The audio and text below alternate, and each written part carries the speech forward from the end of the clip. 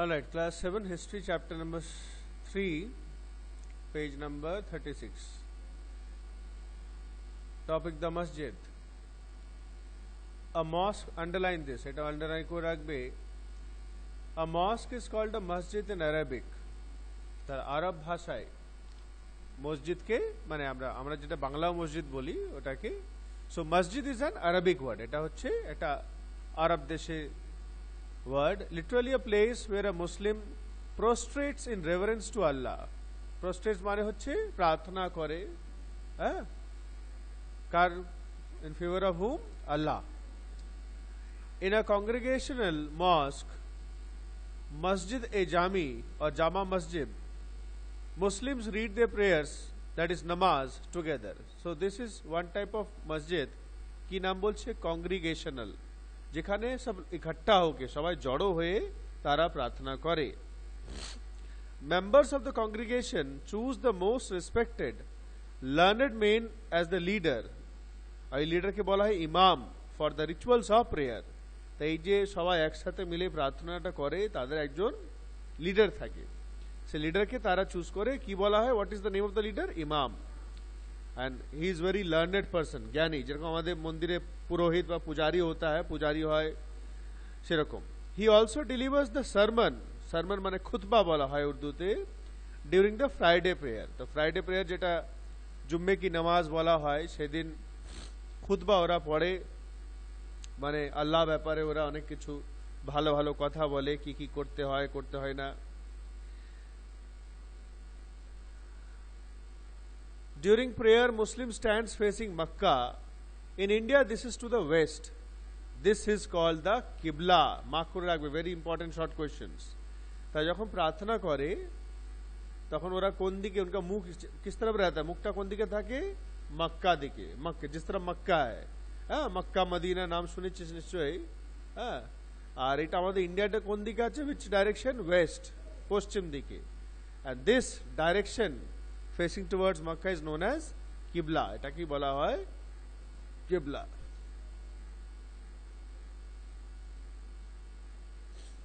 The Delhi Sultans built several mosques in cities all over the subcontinent. These demonstrated their claims to be protectors of Islam and Muslims.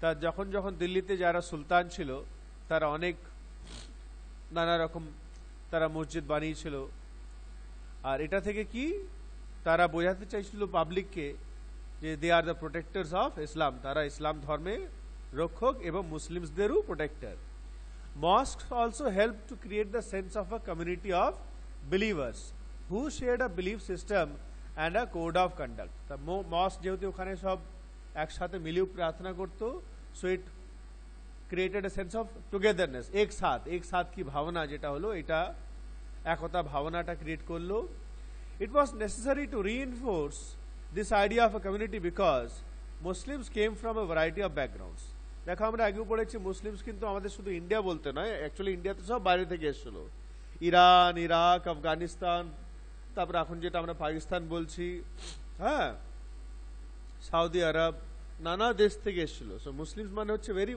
Many varieties সবাইকে এক করার জন্য তারা কাজ করছিল হু this Delhi sultans এখানে দেখো ফিগার 4 মত কি মসজিদ build in the reign of Sikandar Lodi vice minister আর ফিগার নাম্বার 5 হচ্ছে this is also mosque of Jamali Kamali built in the late 1520s হ্যাঁ ভালো নাম জামালি কামালি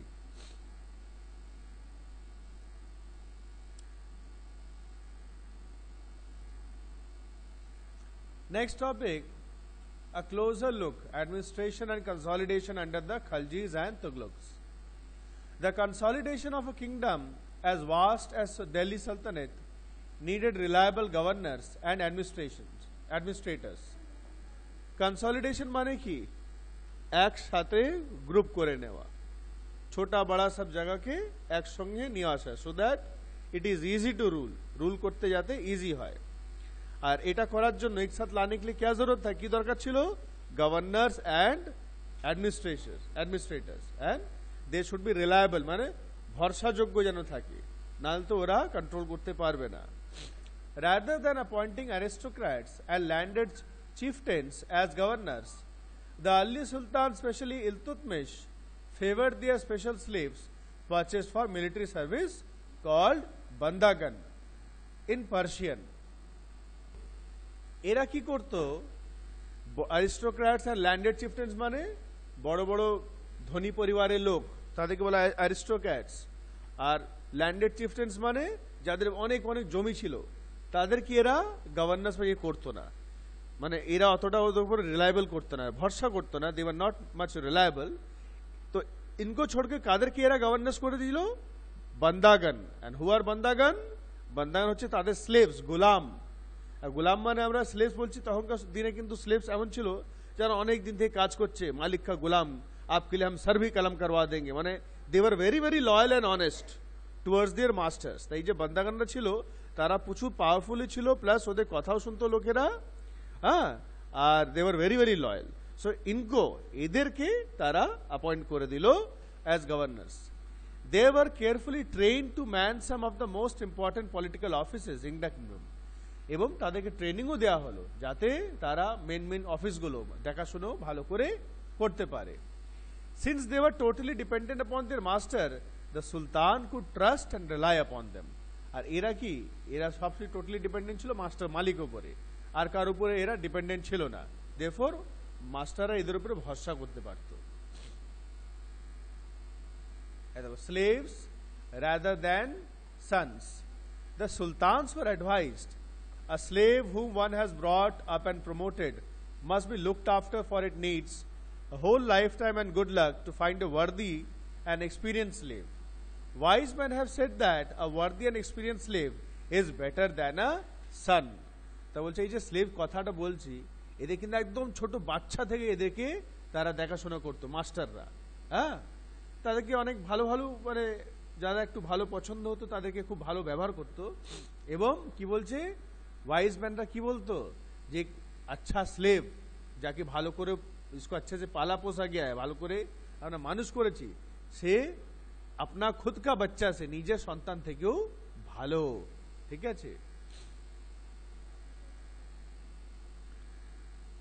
একটা ডেফিনেশন আছে client, someone who is under the protection of another, a dependent or hanger on. So এমন একটা ব্যক্তি যে অন্য কারো উপরে নির্ভর আছে, ডিপেন্ডেন্ট আছে, তাকে বলা হয় client. The Khaljis and Tughlaqs continued to use bandagan and also raised people of humble birth who were often their clients. একটা হচ্ছে বান্দাগান মানে তাদের গোলামকে, তারা স্লেভসকে ইউজ করতে লাগলো। তার সাথে সাথে also raised people of humble birth. Humble birth মানে একটু ভালো अच्छे পরিবার में যারা জন্ম নিয়েছে, হ্যাঁ, তাদের জন্য হাম্বল বার্থ মানে হচ্ছে এমন পরিবারে those families who are loyal to the masters, है, उनके बच्चों को भी ये लोग देखभाल करने लगे, who were often their clients. Often their clients माने they were dependent upon them, ठीक है, to high political positions, एवं they were also from the high political positions, माने ये clients ता छिलो, হয়তো বাবা মারা গেল, ভালো পজিশনে ছিল, তার ছেলেকে ওরা দেখাশোনা করতে লাগলো, so he became very very loyal. However, this also introduced an element of political instability. लेकिन इसके वजह से कुछ पॉलिटिकल इंस्टेबिलिटी माने गड़बड़, पॉलिटिकली একটু গন্ডগোল হতে লাগলো। Slaves and clients were loyal to their masters and patrons, but not to their hires. Hires মানে হায়ার অ্যাকচুয়ালি বলা হয় ভাড়ায় নেওয়া, ঠিক আছে, কিন্তু এখানে না, ওটা ভাড়ায় নেওয়াটা আলাদা। হায়ার্স মানে হচ্ছে হয়তো কারু আন্ডারে হয়তো আমার গোলাম আছে, কেউ আমার গোলাম দিয়ে আমি অন্য কোনো রাজার আন্ডারে তাকে কাজ করতে পাঠিয়ে দিলাম, যে তুমি যাও ও রাজার আন্ডারে কাজ করোগা, মানে মেন আমার আন্ডারে কিন্তু ওর আন্ডারে তুমি কাজ করোগা। এবার ও তো আমার গোলাম, আমার কথা শুনবে, কিন্তু ওই রাজার কথা কিন্তু শুনবে না, এইভাবে। New sultans had their own servants. As a result the accession of a new Monarch often saw conflict between the old and the new nobility. তা কি বলছে, নতুন নতুন যারা সুলতান হচ্ছিল তা উনকে খুদকে নকর थे, তাদের নিজের চাকর থাকতো, ঠিক আছে, আর পুরনোরা কি থাকতো, পুরনোদের দে হ্যাড দো বান্দাগান এরা থাকতো, দিয়ে একটা কনফ্লিক্ট হতে লাগলো, ঝামেলা হতে লাগলো old and the new nobility, মানে ওল্ড সুলতানস, পুরনো যারা ছিল, নতুনদের। The patronage of these humble people by the Delhi sultans also shocked many elites, and the authors of Persian Tariq criticized the Delhi Sultans for appointing the low and base born to high offices. এবং এদের নিন্দাও করতে লাগলো। কারা নিন্দা করতে লাগলো? ইলাইটস মানে আরো বড় বড় লোকেরা এবং রাইটার্সরা। হ্যাঁ, তারিক একটা বই, ওদের রাইটার্সরা যে সুলতান ने এত ছোট লোককে বা এত মানে বাজে একটা ফ্যামিলিতে মানে বাজে ছোট পরিবার में জন্ম নিয়েছিস, ঠিক আছে, এদেরকে তোমরা বড় বড় অফিসে কাজ দিচ্ছ, বড় বড় পোস্ট দিচ্ছ। So they used to criticise them. Officials of Sultan Muhammad Tughlaq देखो, Sultan Muhammad Tughlaq appointed Aziz Khumar, a wine distiller, Firoz Hajjam, a barber, Manka Tabak, a cook, and 2 gardeners, Ladha and Pira, to high administrative post. तो देखो এগুলো সব কিন্তু লো born families থেকে, gardener, মালি, রাঁধুনি, ঠিক আছে, তারপরে বারবার নাই, এদেরকে হাই অ্যাডমিনিস্ট্রেটিভ পোস্ট দিয়েছিল। Ziauddin Barani, a mid-14th century chronicler, reported their appointments as a sign of the Sultan's loss of political judgment and his incapacity to rule. এই যে জিয়াউদ্দিন বারানি था, he was a chronicler, মানে যে ঘুম ঘুম के जो एक देश से আরেকটা দেশে যে ঘুরতে থাকতো, সে লিখেছে যে রাজা का মানে ওর মাথা খারাপ হয়ে গেছে, उस इनकम्पिटेंट हो गया, मतलब उसका আর ক্ষমতা নাই, সে আর চালাতে পারছে না, उसका पॉलिटिकल जजमेंट फैसला लेने का क्षमता चला गया है, সেজন্য ও এদেরকে রেখেছে, মানে it was not considered good. Like the earlier sultans, the Khalji and Tughlaq monarchs appointed military commanders as governors of territories of varying sizes. तो आगे पहले ऐसा होता था, आगे যেরকম হতো খালজি আর তুগলক এরাও দেখো মোনাক্স মানে কি? মোনাক বলা হয় রাজা রানীদের রুলকে বলা হয়। হ্যাঁ, the rule of kings and sultans বা কুইন্স, এদের কি বলা হয়? মোনাক। এরা আলাদা আলাদা মিলিটারি কমান্ডার, মানে সেনাপতি বা মানে যে সেনার লোক, আর্মির লোকগুলোকে তারা আলাদা আলাদা জায়গার কমান্ডার করে দিল, যে তুমি এই এরিয়াটা দেখো, তুমি এই এরিয়াটা দেখো। This lands were called iqta, mark করে রাখবে, and their holders were called iqtadar और মুক্তি। তো এই যে জায়গা, যে সব জায়গাদের কমান্ডার করতো এদেরকে, এটা বলা হতো ইকতা, আর जो देखभाल करते थे, হ্যাঁ, কি বলা হতো? ইকতাদার বা মুক্তি। The duty of the muktis was to lead military campaigns and maintain law and order in their iktas. Iktas माने एरिया। तो इनका क्या काम था, की काज छिलो?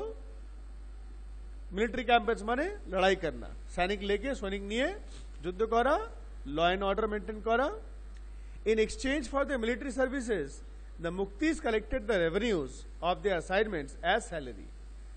তারা কি রেভিনিউ মানে ট্যাক্স, তাদের এরিয়া থেকে ট্যাক্স কালেক্ট করতো, আর ওইটাই তাদের স্যালারি হিসাবে থাকতো, वही उनका স্যালারি होता है। They also paid their soldiers from these revenues, আর ওদের যে সোলজার্স থাকতো এই রেভিনিউ থেকে তারা পেমেন্ট করতো। সো এই রেভিনিউ ট্যাক্স থেকে নিজের স্যালারি আর সোলজারদের স্যালারি দেওয়া হতো। Control over muqtis was most effective if their office was not inheritable and if they were assigned iktas for a short period of time before being shifted।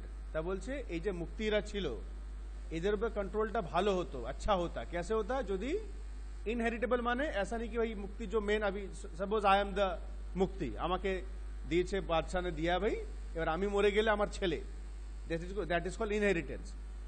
अगर ऐसा नहीं होता, এরকম যদি না হতো, আর যদি শর্ট পিরিয়ডের জন্য হতো, কেন শর্ট পিরিয়ড হলে কি হবে? চেঞ্জ হতে থাকবে, তাহলে একটা ভালো হবে, কেন যে বেশি দিন থাকবে সে বেশি জেনে যাবে, শিখে যাবে, দিয়ে বাগাওয়াত কর দেগা, ধোকা দিয়ে দেবে।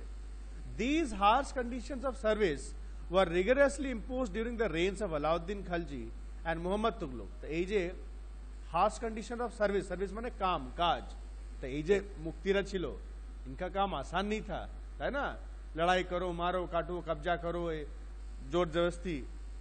तो इनको এটা কোন টাইমে হতো? কাদের সময়ে? আলাউদ্দিন খালজি এন্ড মোহাম্মদ তুগলক। একদম দেখো ফার্স্ট লাইনই আমরা পড়েছিলাম, খালজি এন্ড তুগলক, ঠিক আছে? এটা মাথায় রাখবে।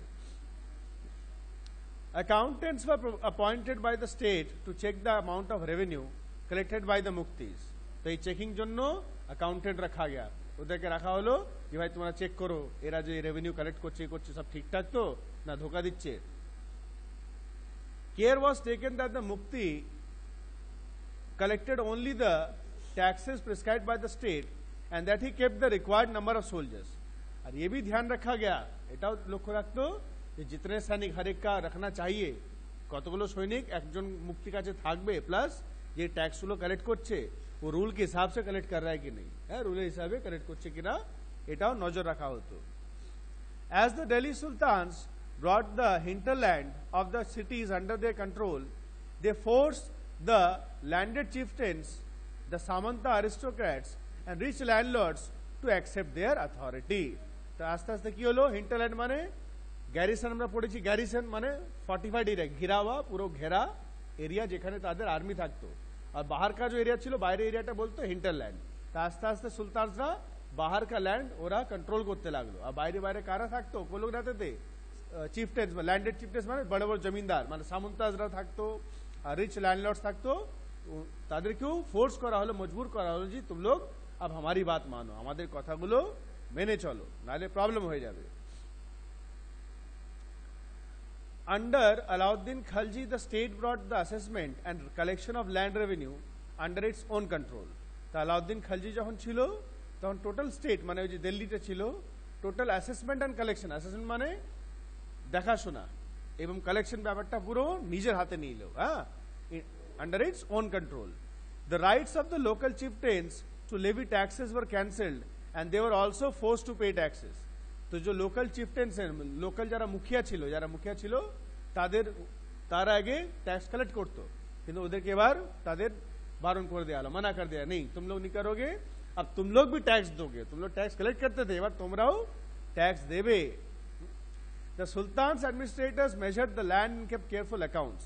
তো এই যে সুলতানে যারা লোক ছিল তারা কি করতো, জমি জায়গা সব মাপজোক করতো, কার বেশি জমি আছে কার কম আছে, দেখাশোনার জন্য যে কে কতটা ট্যাক্স কালেক্ট করছে। Some of the old chieftains and landlords served the sultanate as revenue collectors and assessors। আর কিছু কিছু যারা ওল্ড মানে বয়স্ক এক্সপিরিয়েন্স যারা মুখিয়ারা ছিল তারা আর ল্যান্ডলর্ডসরা এই রেভিনিউ কালেকশনের কাজটা তারা করতো, হ্যাঁ ये लोग रेवेन्यू कलेक्शन करते थे। एवं एसेस माने असेसमेंट माने হচ্ছে আচ্ছা ভাই ওর এতটা জায়গা আছে ও उसका इतना टैक्स होना चाहिए, এর এতটা জায়গা আছে এর কম আছে একটু কম হবে, মানে किसका कितना কত কিছু হওয়া দরকার সেটা देखना, that is called the assessment. যেমন আমাদের एग्जाम হয় না অ্যাসেসমেন্ট, अगेन হ্যাঁ অ্যাসেসমেন্ট বলা হতো, হ্যাঁ internal assessment external. There were 3 types of taxes, yes mark this, important, very important।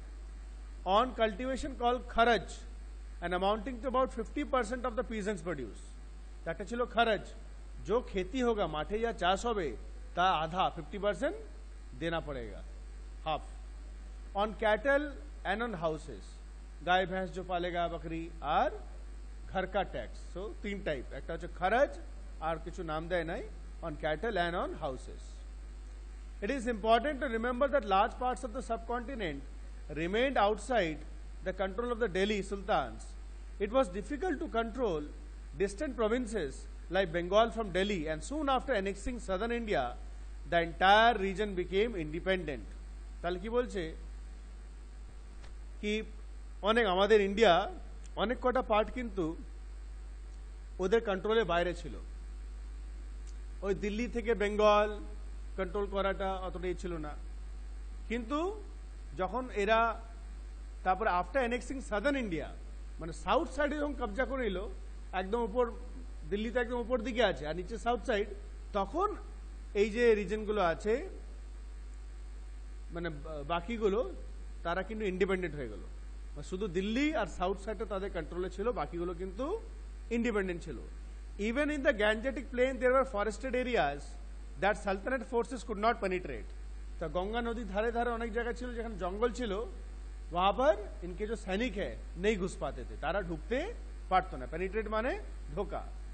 Local chieftains established their rule in these regions। तो वहां के जो लोकल मुखिया थे, लोकल जारा लीडर छिलो वो लोग वहां पर कंट्रोल करते थे, राज करते थे। Sometimes rulers like Alauddin Khalji and Muhammad Tughlaq could force their control in these areas, but only for a short duration. তো এরা জোরদস্তি করতো কিছুক্ষণের জন্য, কিন্তু বেশি দিন ওটা লাস্ট করতো না। কেন? এত জঙ্গল, বন জঙ্গল না ওখানে, ওই ওই কি বলে ওটাকে, যেটা যারা বন জঙ্গলে থাকে, they are experiencing other type of warfare, তারা গরিল্লা ওয়ার বলা হয়, গরিল্লা ওয়ার। হ্যাঁ, জঙ্গলে এরা থাকে, দে হ্যাভ ডিফারেন্ট টেকনিক্স, তাদের সঙ্গে বাইরে লোকেরা চট করে পারে না। Chieftains and their fortifications. Ibn Battuta, এর একটা পোয়েম আছে, শুনেছিস? A 14th century traveler from Morocco, Africa, explained that chieftains sometimes, তো আমরা জানি those who were chroniclers, जो लोग घूमते যারা ঘুরে বেড়াতো, তারা লিখতো বই টই সব লিখতো সব। বলছে কি লিখেছে, किसके बारे में लिखा ये? chieftains মানে মুখিয়া যারা ছিল, fortified themselves in mountains, in rocky, uneven and rugged places, as well as in bamboo groves. মানে ये लोग पूरा যেখানে থাকতো, कहाँ कहाँ रहते थे, কোথায়? মাউন্টেন, পাথর পাথরিলা এলাকা, পাথর পাথর এরিয়া এবং বাঁশের জঙ্গলে, যেখানে তারা পুরো ঘিরে রাখতো। মানে ফর্টিফাইড মানে কোনো দিওয়ার টাইপ बना बना के वो তারা থাকতো। In India, the bamboo is not hollow; it is big. Its several parts are so intertwined that even fire cannot affect them, and they are on the whole very strong. The chieftains live in these forests, which serve them as ramparts, inside which are their cattle and their crops. There is also water for them within, that is rainwater, which collects there. Hence they cannot be subdued except by powerful armies, who entering these forests cut down the bamboos with specially prepared instruments. তাহলে কি বলছে এখানে, পুরো ব্যাম্বুর জঙ্গলের ব্যাপারে বলেছে কি ইন্ডিয়াতে ব্যাম্বু জঙ্গল খুব ভালো স্ট্রং ছিল, দে ওয়ার নট দ্যাট হলো, মানে আন্দার সে অত খোকলা ছিল না অতগুলো, ঠিক আছে, গুড ভ্যারাইটি, এবং যেমন অ্যাজ এ বাউন্ডারি সব কাজ করতো, মানে পুরা মাঝখানে থাকতো, ওরা মিডলে থাকতো, সেখানে মানে বহুত বড় এরিয়া, অনেক বড় এরিয়া, সেখানে তারা এগ্রিকালচার করতো, they use to make their houses, cattle, everything, আর চারিদিকে ওদের বাঁশের জঙ্গল।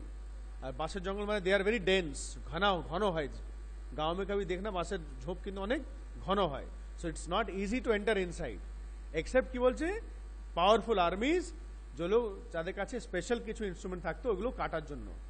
চট করে বাঁশ আবার চট করে কাটা যায় না, আবার এই নয় যে কুচ করে কেটে দাও, दूसरा डालिए चाकू বা इसे खट करके मारो कट जाएगा, बांस কিন্তু বেশ ভালোই শক্ত থাকে। হ্যাঁ,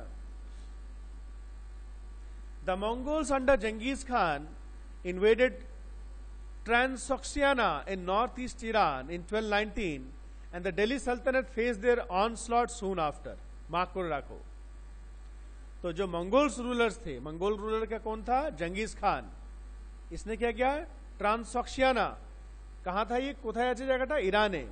তো 1219 সালে वहां कब्जा कर लिया। ওখান থেকে ইন্ডিয়া কিন্তু অনেক কাছে হয়ে গেল এবার, মানে কম্পারেটিভলি। बस अब क्या बोलो भाई, दिल्ली सल्तनत face their onslaught soon after, মানে अब उनकी बारी थी, दिल्ली सुल्तान की बारी आने वाली थी, তাদের এবার আসছিল দান। Mongol attacks on the Delhi Sultanate increased during the reign of Alauddin Khalji and in the early years of Muhammad Tughlaq's rule. So Mongol attacks দিল্লিতে বাড়তে লাগলো কখন? किसके रूल के टाइम में? अलाउद्दीन खलजी और अर्ली ইয়ার্স অফ মুঘল কি মোহাম্মদ তুগলকের রুলের সময় অ্যাটাকটা বেড়ে গেল। কাদের বেড়ে গেল? মঙ্গোলসদের। This forced the two rulers to mobilize a large standing army in Delhi, which posed a huge administrative challenge. तो उनको क्या करना पड़ा? मजबूर हुए, বাধ্য হয়ে, কেন এরা তো দিল্লিতে আসে নাই, ইন্ডিয়ার যে বাইরে বর্ডার দিকে সেখানে অ্যাটাকগুলো করতে করতে আসছে, তো দিল্লির ওখানকার অনেক বড় একটা আর্মি ওদেরকে পাঠাতে হলো ওখানে, টু দ্য ফ্রন্টিয়ার, মানে বর্ডারে পাঠাতে হলো। এর জন্য অনেক ওদের অ্যাডমিনিস্ট্রেটিভ চ্যালেঞ্জ, মানে দেখাশোনার জন্য অনেক সমস্যা হয়ে গেল, তাই না? এত বড় আর্মি যাবে, তাদের খাবার, স্যালারি, হ্যাঁ, সবকিছু দেখতে হবে তো। Let us see how the two sultans dealt with this. तो हम लोग देखेंगे কি করে এই দুটো সুলতান এই দেখাশোনা করলো। দেখো আলাউদ্দিন খালজি কি করলো? Delhi was attacked twice in 1299 and 1300 and 1302 and 1303. As a defensive measure, Alauddin Khalji raised a large standing army. তো আপনার প্রোটেকশনের জন্য কি করলো, একটা বড় আর্মি তৈরি করলো। স্ট্যান্ডিং আর্মি মানে অ্যাটাকের জন্য রেডি করে রাখলো, হ্যাঁ যদি আসে। আলাউদ্দিন কনস্ট্রাক্টেড, আচ্ছা আর এই মোহাম্মদ তুগলক কি করলো, the sultanate was attacked in the early years of the Mohammad Tughlaq's reign. The Mongol army was defeated. Muhammad Tughlaq was confident about the strength of his army and his resources to plan an attack on Transoxiana. He therefore raised a large standing army. তাহলে মোহাম্মদ তুগলক को अपने army में बहुत भरोसा था। ये हारिয়ে দিয়েছিল, মঙ্গলকে হারিয়ে দিয়েছিল, আর ও কি ডিসাইড করলো, ও ওদের কি অ্যাটাক করবে, उनको जाके अटैक करेगा मंगोल्स के। কোথায়, कहां पर, ट्रांसोक्सियाना, হ্যাঁ তো ওখানে ওরা ছিল, वहां पर वो लोग रह रहे थे।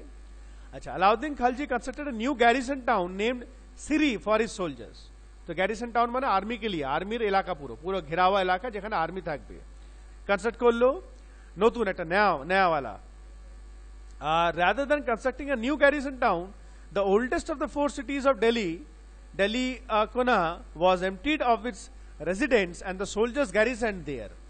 আর মোহাম্মদ তুগলক কি করলো, বানায়া নেই, ও কি করলো, দিল্লি কুনা যেটা এটা খালি করে দিল। वहां के जो रहने वाले थे सब तुम लोग बोलो जाओ, ওই এরিয়াতে আর্মিকে ওখানে রেখে দিল। হ্যাঁ, তাহলে কনস্ট্রাকশন কস্টটা কমে গেল। The residents of the old city were sent to the new capital of Daulatabad in the south. और वहां के रहने वालों को कहां भेजा गया, কোথায় পাঠানো হলো, new capital Daulatabad. Next, Alauddin Khilji, the soldiers had to be fed माने खिलाना पिलाना, खावा दावा। This was done through the produce collected as tax from lands between the Ganga and Yamuna. তা গঙ্গা যমুনা কিনারে কিনারে যেসব জায়গা গ্রাম বাম যা ছিল সেখান থেকে তারা ট্যাক্স কালেক্ট করে নিয়ে সোলজার্স को মেনটেন করতে थे। Tax was fixed at 50% of the peasants healed. 50% মানে আধা যা করবে ভাই অর্ধেক দিতে হবে। আর মোহাম্মদ তুগলক কি করলো, produce from the same area was collected as tax to feed the army, but to meet the expense of maintaining such a large number of soldiers the sultan levied additional taxes. This coincided with famine in the area.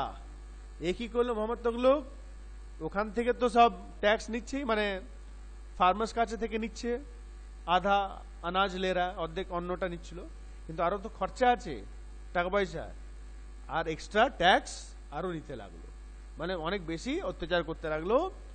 আর এদের इसी time में এর সাথে সাথে কি হলো, আকাল পড় গিয়া, वहां ওই এরিয়াগুলোতে सूखा पड़ गया, अकाल पड़े गल, मैंने उधर आरो बाजे अवस्था हो गल। The soldiers had to be paid. Alauddin chose to pay soldiers' salaries in cash rather than iktas. ইকতা পড়েছি আমরা, অনেক বড় একটা এরিয়া যেটা ওরা কন্ট্রোল করতে, মানে ইকতাদাররা, তা ওরা ওদেরকে একই করলো, ক্যাশে স্যালারি দিতে লাগলো। The soldiers would buy their supplies from merchants in Delhi, and it was thus feared that merchants would raise their prices. আর সোলজার से की सैलरी पे तो, আর সোলজার से तो জিনিসপত্র কিনবে, মাল ও সব খরিদেগা মার্চেন্টস থেকে, আর মার্চেন্টদের ডিমান্ড বেড়ে যাচ্ছে, তো মার্চেন্টরা তো দাম বাড়িয়ে দেবে। To stop this Alauddin control the prices of goods in Delhi. तो इसको रोकने के लिए उसने प्राइस को कंट्रोल किया। Prices were carefully surveyed by officers and merchants who did not sell at the prescribed rates were punished. तो অফিসাররা সব চেকিং করতো, আর যারা ঠিকঠাক শুনতো না, বেশি দাম নিত, তাদেরকে ধরে পানিশমেন্ট দিত। কে দিত? Alauddin. Muhammad Tughlaq also paid his soldiers cash salaries, but instead of controlling prices, he used a token currency somewhat like present day paper currency. Token currency মানে যখন এখন जैसे টাকা যেরকম ইউজ হয়, নোট ওরকম টাইপে, but made out of cheap metals, not gold and silver. सस्ता मेटल से बनता था। People in the 14th century did not trust these coins. They were very smart. They saved their gold and silver coins and paid all their taxes to the state with this token currency. এই token currency তখন চলতে লাগলো। তো যারা বড় বড় ছিল তারা ট্যাক্স কি করতে লাগলো, মানে এটা ভরসা করতো না, বলে কিতনা দিন চলেগা, এ তো টেম্পোরারি ছিল। তা যারা রিচ মার্চেন্ট ছিল তারাও এগুলো কালেক্ট করে নিয়ে এই টোকেন মানি থেকেই তারা দিত, গোল্ড সিলভারে তারা দিত না। গোল্ড সিলভার জানে ও তো আসলি है, ওটা তো দামি। This cheap currency could also be counterfeited easily. Counterfeited মানে নকলি বানানা, নকল তৈরি করা, আরাম সে কেউ নকলি তৈরি করতে পারবে। এমনি আসল নোট জাল তৈরি হয় না, জাল নোট, তখন তো মানে ওইগুলো তো আরাম সে হতে পারত। Alauddin's administrative measures were quite successful. তো আলাউদ্দিন ने जो कदम उठाया जा स्टेप्स निलो এটা অনেকটা সাকসেসফুল হলো and chroniclers praised his reign for its cheap prices and efficient supplies of goods in the market. He successfully withstood the threat of Mongol invasions. तो এটা খুব ভালো করেও ট্যাকল করে उसने संभाला था, प्लस तारीफ किया था कि हाँ भाई জিনিসের দাম বাড়ে নাই, চিপ ছিল এবং মঙ্গলদেরকে আরামসে ওরা আটকি ছিল। Muhammad Tughlaq's administrative measures were a failure. His campaign into Kashmir was a disaster. তো কাশ্মীরে গিয়ে অ্যাটাক করেছিল ওইদিকে, সেটা পুরো ফেল হয়ে গিয়েছিল। He then gave up his plans to invade Transoxiana and disbanded his large army. তো যখন কাশ্মীরে যখন ফেল হয়ে গেল, ট্রান্সঅক্সিয়ানা যাওয়া ক্যান্সেল করে দিল, দিয়ে আর কি করলো, ডিসব্যান্ডেড হিজ লার্জ আর্মি, মানে বড় যে সৈনিক আর্মি তৈরি করেছিল এটাকেও মানে ক্লোজ করে দিল, খতম করে দিল। খতম মানে আর্মিটাকেই মানে ওটাকে ডিসকোয়ালিফাই করে দিল। ওরা সোলজার্স গুলোকে বললো আর লাগবে না, তোমরা নিজে নিজে কাজ করে নাও। Meanwhile, his administrative measures created complications. The shifting of people to Daulatabad was resented. Resented মানে বিরোধ हुआ था कि भाई हमको अरे আমার বাড়ি থেকে জায়গা তুমি পাঠিয়ে তো আমাকে সুইজারল্যান্ড পাঠাও না কেন, সেটা ভালো লাগবে না, তাই না? अपना जमीन। The raising of taxes and famine in the Ganga Yamuna belt led to widespread rebellion. Rebellion মানে অনেক বিদ্রোহ হয়ে গেছে, এত ট্যাক্স নিচ্ছে, তারপরে সুখা পড় গিয়া, এত কষ্ট। And finally the token currency had to be recalled. Recalled মানে वापस ले लिया गया, बंद हो गया, মানে আর চলছিল না। মানে আমরা বলতে পারি Alauddin Khalji was much more good rule, মানে good administrator, যে ভালো স্টেপস নিয়েছিল। In this list of Muhammad Tughlaq's failures, we sometimes forget that for the first time in the history of the Sultanate, a Delhi Sultan planned a campaign to capture Mongol territory. কিন্তু আমরা প্রথমবার দেখলাম কি कोई Mongol territory माने जो Transoxiana वहां पर कब्जा करने का सोचा था। Unlike Alauddin's defensive measures, Muhammad Tughlaq's measures were conceived as a part of a military offensive against the Mongols. তা কি বলছে, আলাউদ্দিন খালজি কি ছিল, ডিফেন্সিভ ছিল, মানে নিজেকে প্রোটেক্ট করব, কিন্তু এর तुगलक ছিল অফেন্সিভ, মানে অ্যাটাকিং মোডে ছিল। दोनों का तरीका अलग था, একজন ছিল ডিফেন্সিভ, একজন ছিল অফেন্সিভ। হ্যাঁ, the Sultanate in the 15th and 16th centuries, well, just take a look at table 1 again. You will notice that after the Tughlaqs, the Sayyid and Lodi dynasties ruled from the Delhi and Agra until 1526. Mark करे रखो, तुगलक के बाद कौन लोग rule करने लगे, लोधी और Sayyid dynasty. By then Jaunpur Bengal, Delhi and Agra, Malwa, Gujarat, Rajasthan and the entire South India had independent rulers who established flourishing state and prosperous capitals.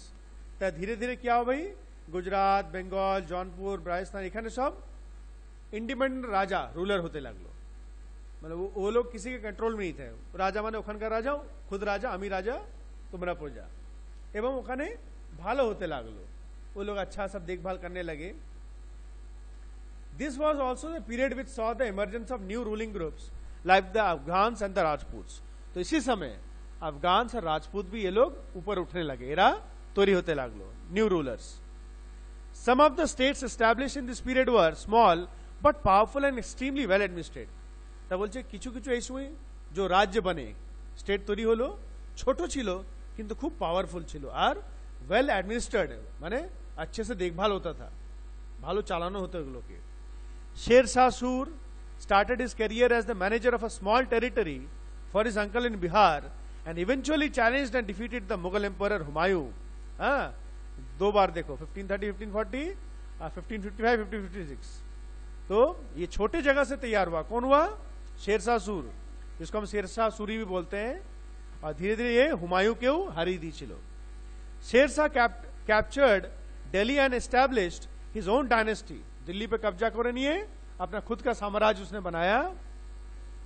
Although the Sood dynasty ruled for only 15 years, it introduced an administration that borrowed elements from the Alauddin Khalji and made them more efficient. तो এরা কতদিন rule করেছিল, 15 years। लेकिन ये जो अलाउद्दीन खलजी, वो तो भालो भालो स्टेप नहीं चलो, वहां से कुछ उसने रूल्स फॉलो किए थे, फॉलो करे चलो, जिससे आरो भालो करे चलाते पारे। Shershah's administration became the model followed by the great emperor Akbar when he consolidated the Mughal empire. तो अकबर की करेছিল पूरा मुगल एम्पायर के उसने एक साथ कर लिया था। আর আকবরও কিন্তু এই শেরশাহ সুরির রুলস গুলোকে ফলো করে আরো ভালো করে নিয়েছিল।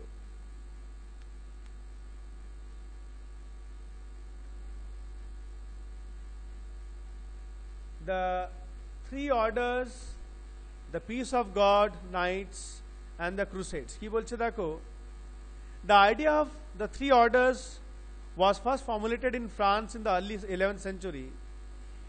It divided society into three classes. तो ये जो थ्री ऑर्डर्स, ऑर्डर माने की এখানে ऑर्डर माने এই নয় যে কোনো রাজা অর্ডার দিল, অর্ডার মানে গ্রুপিং, तीन ग्रुप। तो अकॉर्डिंग टू फ्रांस तीन ग्रुप थे समाज के। একটা ছিল दोज हु प्रेड यानी पूजा प्रार्थना যারা করে তারা, दोज हु फॉट, फोर्ट माने सोल्जर्सরা, and those who till the land, land माने फार्मर्स বা পিজেন্টসরা। तो किसान আর যারা ধর্ম को मानने वाले अनुयायी और একটা হচ্ছে সোলজার্স, তিনটে group. This division of society into three orders was supported by the church to consolidate its dominant role in society. তো এটা কে সাপোর্ট করলো? চার্চ। চার্চ মানে খ্রিস্টানের যে অথরিটি ছিল তারা সাপোর্ট করলো। This helped the emergence of new warrior group called knights. Knights, they are good warriors, এরা তৈরি হলো।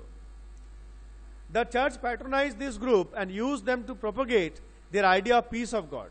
তো চার্চরা কি করো, চার্চ থেকে অ্যাকচুয়ালি আমাদের এরকম বড় বড় টেম্পলস আছে, মুসলিমদের মস্ক আছে, তা চার্চ কিন্তু একটা ভালো মানে প্লেস, গুড প্লেস, যেখানে শিক্ষাও দেওয়া হয়। তারা এই নাইটসগুলোকে ট্রেন করতে লাগলো to spread the message of God, কি peace of God. The attempt was to direct warriors away from the conflict amongst themselves and send them instead on a campaign against the Muslims who had captured the city of Jerusalem. তো क्या লক্ষ্য था, কি লক্ষ্য ছিল? এরা যেন নিজেদের মধ্যে ফাইটিং না করে, এরা গিয়ে মুসলিম যারা জেরুসালেমকে কবজা করে নিয়েছিল তাদেরকে বোঝায় এবং তাদের থেকে মুক্তি পাওয়ায়। This led to a series of campaigns called the Crusades. These campaigns in the service of God and church completely altered the status of knights. Originally, these knights did not belong to the class of nobles, but by the end of the 11th century in France and a century later in Germany, the humble origins of these warriors were forgotten. By the 12th century, nobles also wanted to be known as knights. তা কি বলছে, এরা অনেকগুলো campaign করলো, campaign মানে যুদ্ধ করলো, আর কি নাম ছিল ক্যাম্পেনস গুলো? ক্রুসেডস। হ্যাঁ, আর এটাতে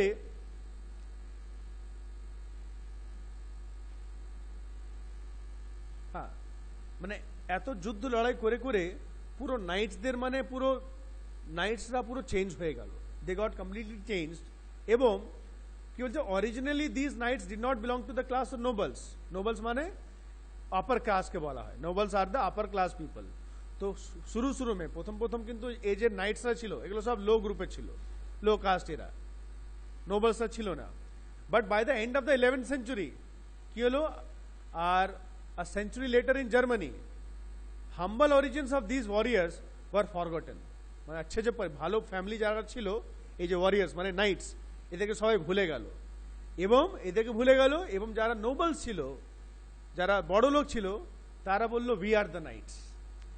মানে ওরা পুরো নিজে কাজ করে চলে গেল, খতম হয়ে গেল। ওদের শুধু ভালো নামটা নেওয়ার জন্য বড় লোকরা বললো ভাই আমরাই নাইটস, উই আর দ্য নাইটস।